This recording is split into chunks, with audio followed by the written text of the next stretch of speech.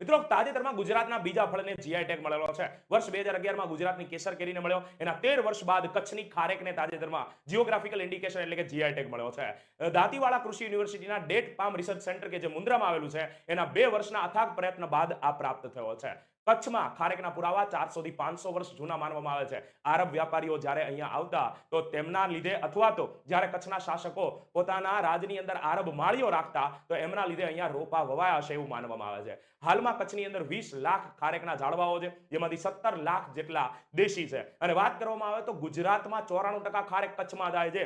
20,446 hectare total ગુજરાતમાં કચ્છની અંદર જે ખારેક થાય છે, એમાંથી કચ્છનો હિસ્સો 19,251 હેક્ટર છે. અને ભારતમાં થતી કુલ ખારેકનો હિસ્સામાં કચ્છની ખારેકનો હિસ્સો 85% છે. વિશ્વમાં સૌથી વધુ ખારેક ઉત્પાદન કરતા દેશ ઇજિપ્ત છે, 21% ઉત્પાદન કરે છે. અને સાઉદી અરેબિયા 17 થી 18% કરે છે. તો માહિતી કેવી લાગી કમેન્ટ અવશ્ય કરજો. અને આવી વધુ માહિતી માટે આપણી ચેનલ અધિકારીને સબસ્ક્રાઇબ કરી દો. જય હિન્દ.